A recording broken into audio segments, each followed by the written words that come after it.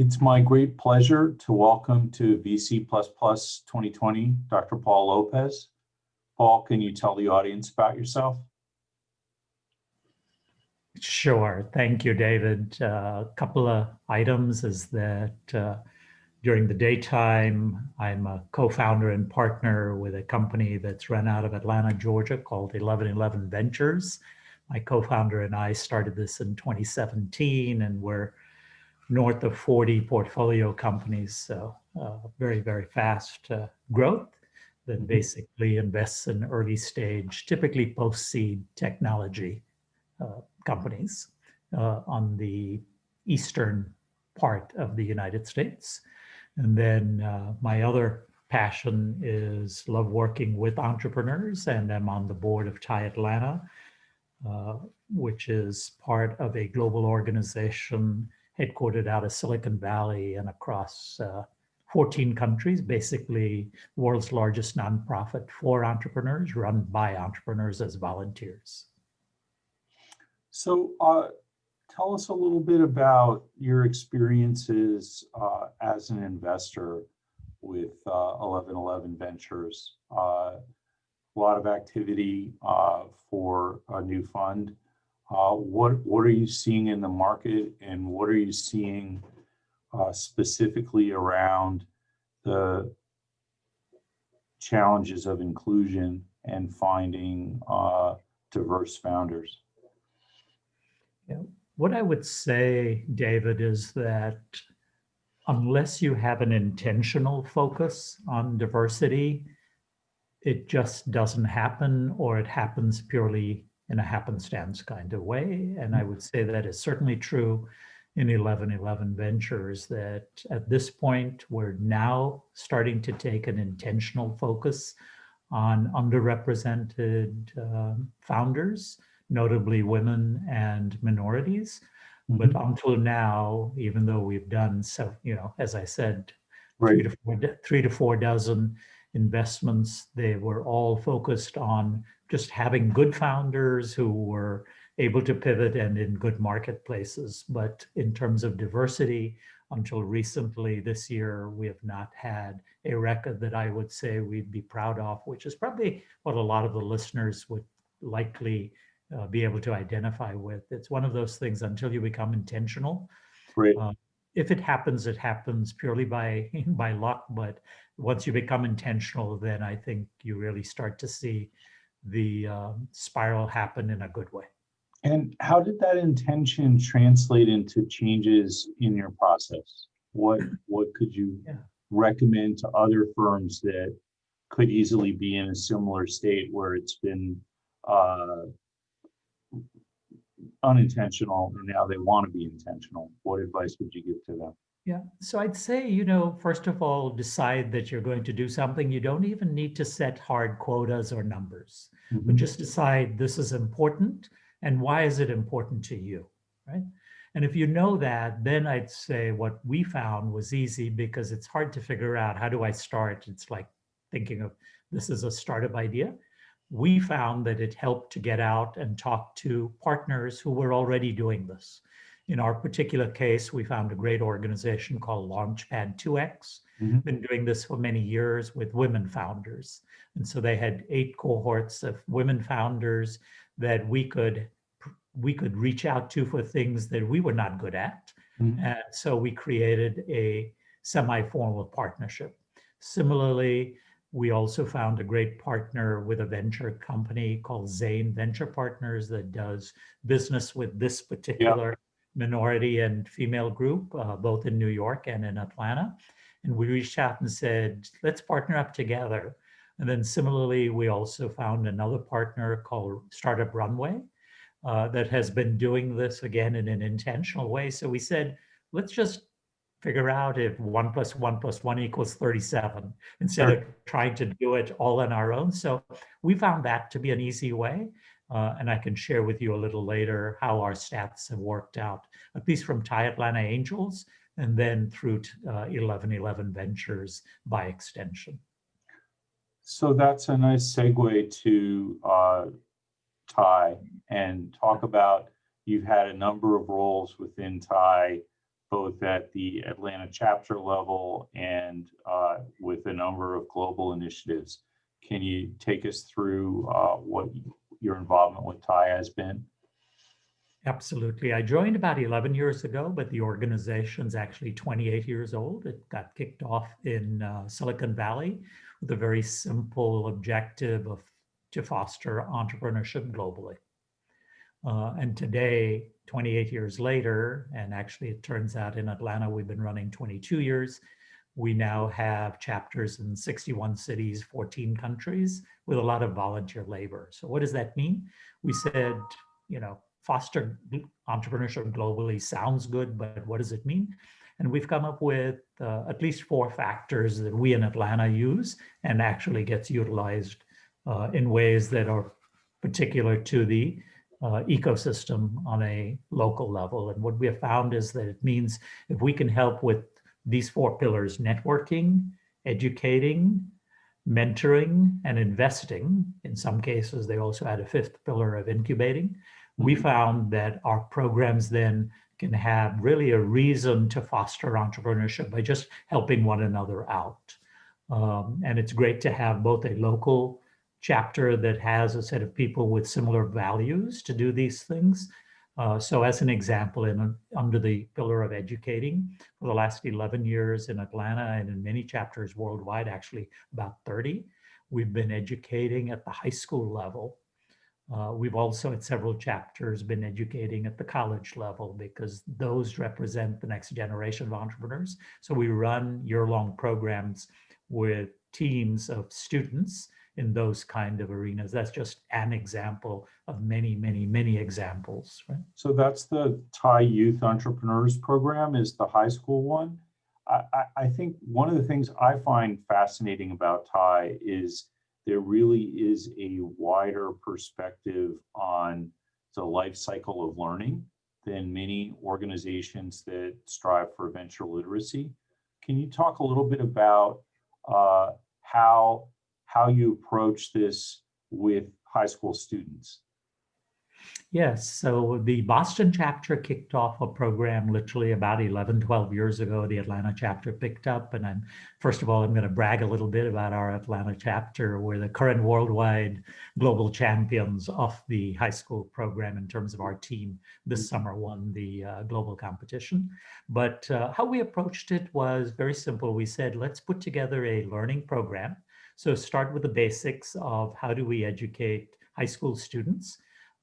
People do it a little differently. Global gives us a curriculum that typically Sunday afternoons here in Atlanta, it turns out 16 Sunday afternoons from the fall till April, we teach students. We team them up. We teach them about, lean canvas. We teach them about communication skills. How do you take an idea to the market? How do you form a team?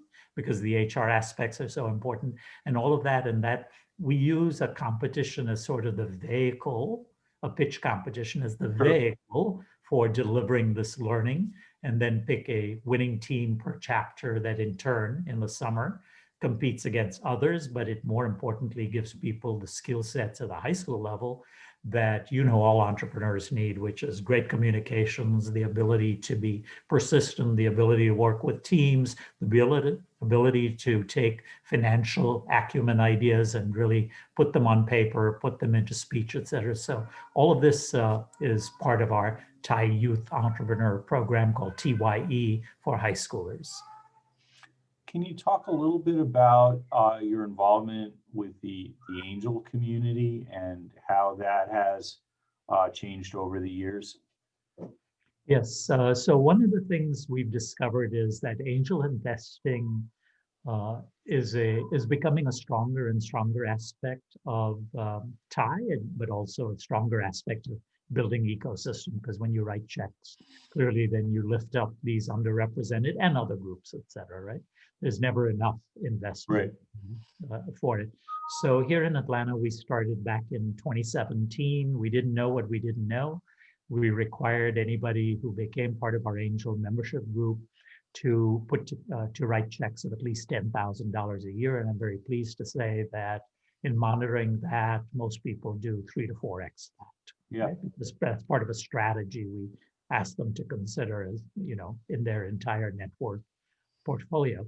So what we've done in Atlanta is have a very simple investment thesis. We don't, being a volunteer organization, we don't have a lot of expertise and time to spend in due diligence. So what we've done is have three aspects to our investment requirement. Number one is that they've already got a lead investor who's sophisticated, and we want the same terms.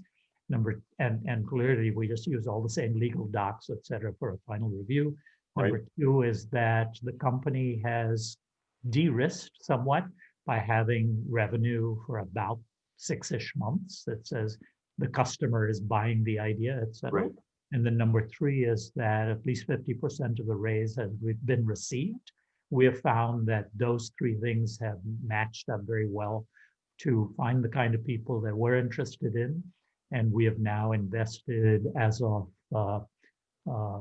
August, or really September of this year, we've done 19 such investments, 3 follow-on rounds, with a total of $6.8 million worth of investments. Wow. I think one of the powerful ways to drive inclusion in the community is to make the investing population more inclusive. And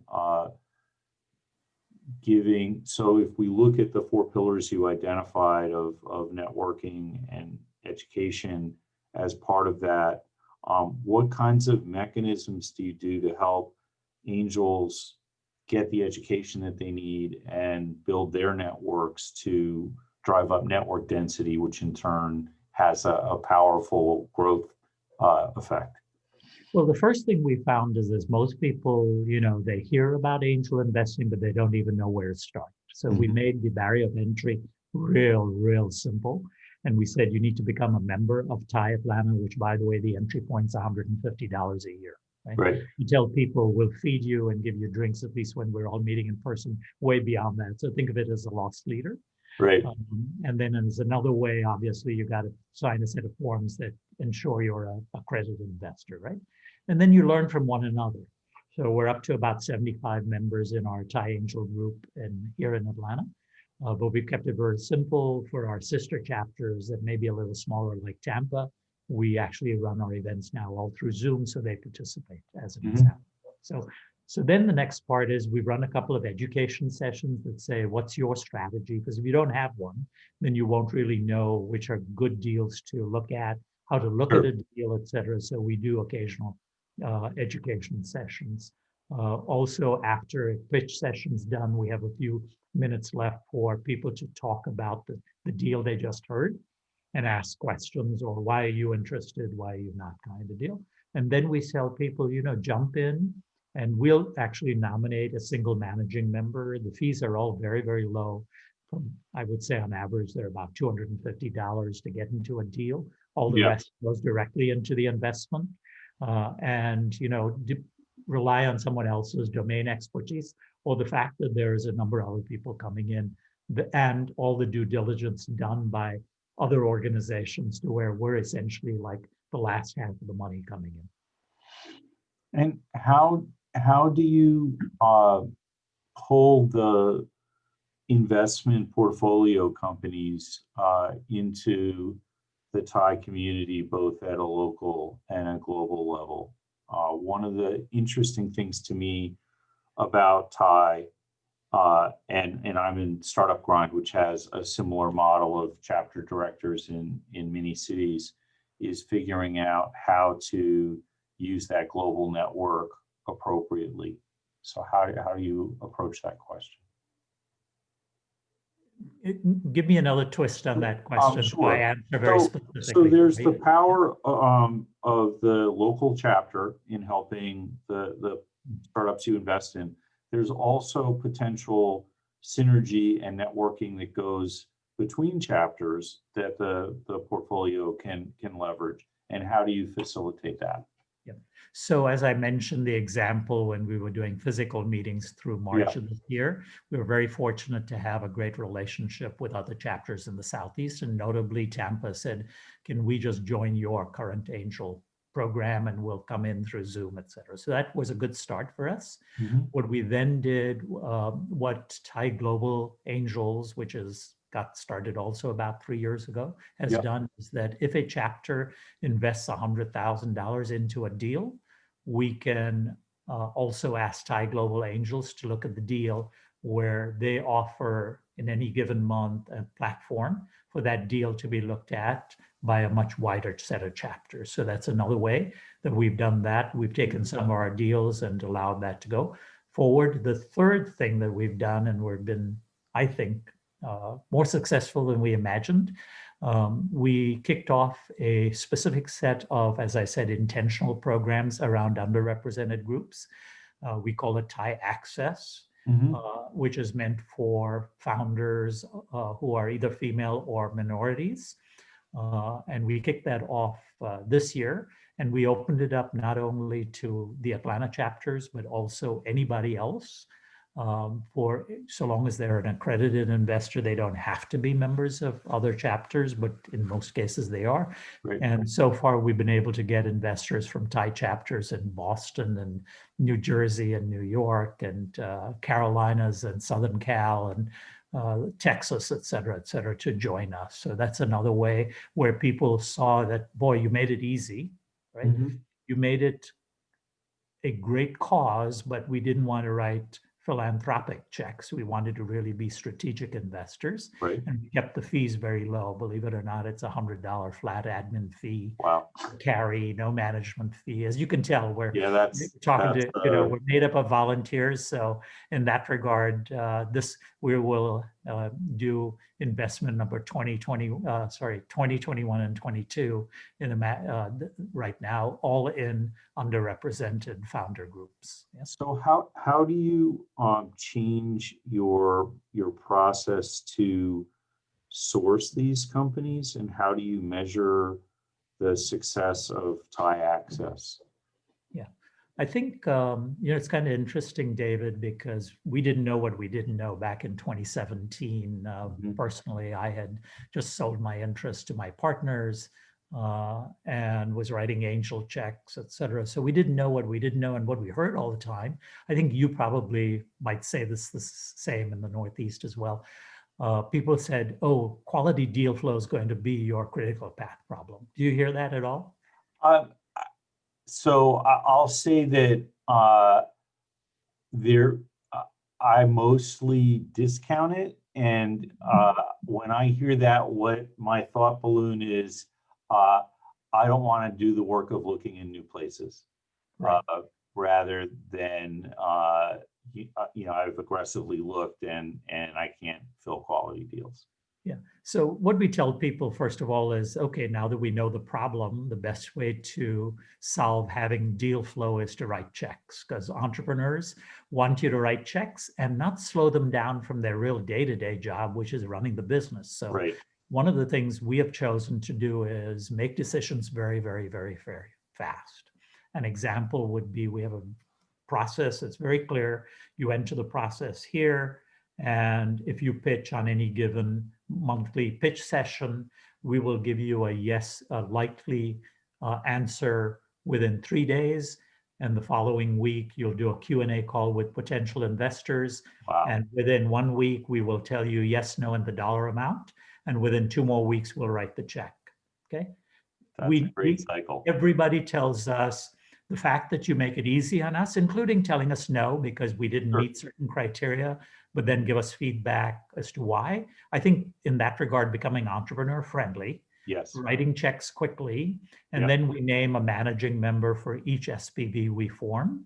And that allows them to understand, hey, these are strategic investors. You've made it easy, single line on our cap table, et cetera, et cetera. So we've taken the process and continued to clean it up for people. Look, we've been on the other side of the table, David. So you got to understand, if you're trying to solve the problem of deal flow, as a result, if Boston does a deal, they'll tell us, hey, we've just done this. Would you like to look at it? Or if, et cetera. And we share those. And that's a nice part of angel groups. We don't think of the world as being finite. We think of this as being, infinite, as it were. So right. In that regard, I think that's not to say we are perfect yet, but we do make decisions. We make them fast. And I would say by the time of making a pitch, we invest probably two-thirds of the deals that we then pitch. But obviously, there's some good due diligence done pre-pitch. Sure, sure. So for the founders in the audience, what's the way for them to put their company forward in this program? Where should they go? What should they do? So the Thai Global Organization made a decision back in the last 30, 45 days that what we call Thai Access will roll out worldwide. We're currently working, at least in North America, to see if there's some synergies for that. And I'm working, for example, with Thai New Jersey to say, do you guys want to come in? Do you want us to build the infrastructure? How should we do it? Boston, California, Texas, et cetera, are considering this. So I'd say in all of that for Thai Access, which is meant specifically for investing in underrepresented groups, because underrepresented groups means different things in different geographies. So our India chapters are looking at what that means for them, but within North America, Sure. I'd say reach out to the leadership at your local Thai chapter. Easy to find us. It's thai.org, TIE.org. We're in probably 12.5 cities across North America, including Canada, and find out what they're doing. If you want to know specifically what we're doing here, since we're sort of leading the charge and helping other chapters, you can find us as atlanta.thai.org/access. So again, atlanta.thai.org/access, and we can help facilitate the inclusion, because we have found in the Access program, David, is that we think there are 3 things we offer a founder that Thai chapters can do very well. Mm-hmm. Number one is it's a great networking organization with 15,000 members worldwide, all of whom have common values. Right. And that helps a great deal. We can get you a connection with, AWS or somebody in London or wherever, kind of deal. Or in Bangalore if you're looking for, right? So networking. Number 2 is coaching. We have great people who want to give back, and all of these are done for no monies that we charge the founder. And then thirdly, obviously, the investing aspect. So that's why we've said it's access to networking, coaching, and funding. And we'd love to continue each year to get this to be better and better and better now that we've kicked it off. So in addition to your storied career as a business person and investor, you've also spent significant time as an educator. And can you talk a little bit about broadly the state of education around venture literacy and how you think people who want to educate rising entrepreneurs should approach the subject of diversity and inclusion? Yeah, it's actually becoming a more and more important subject, not in society in general, but definitely in education, right? We're not seeing enough Blacks or females or Hispanics, et cetera, get the uplift that they deserve. Mm-hmm. So one of the things I've seen, and we have created a Georgia-wide initiative called the Georgia University Entrepreneurship Initiative, which is across campuses, statewide kind of deal, and how to share best practices. We hold continuous efforts to share those best practices with faculty involved in entrepreneurship education. So you may want to, even if you're not in Georgia, I think it's very easy. Reach out to a school, right? They're either very likely to have an institute or a entrepreneurship center, right? Easy to find them that way. Find out who that is. Make an offer that you want to either coach, you want to mentor, you want to speak, you want to be on a panel, whatever kind of deal, right? Number 2 is offer internships. We're finding, like later on today, I'm talking to somebody with the HBCU VC organization. They're looking to place their fellows into internship places. Right. So make those offers if you're running a company that might fit. So that's another possibility. And then I think the other part is, the whole part is you got to decide that diversity and inclusion is not just a set of words, but that what does it mean to you? Mm-hmm. Where do you want to be 6 months from now, 12 months from now, 3 years from now?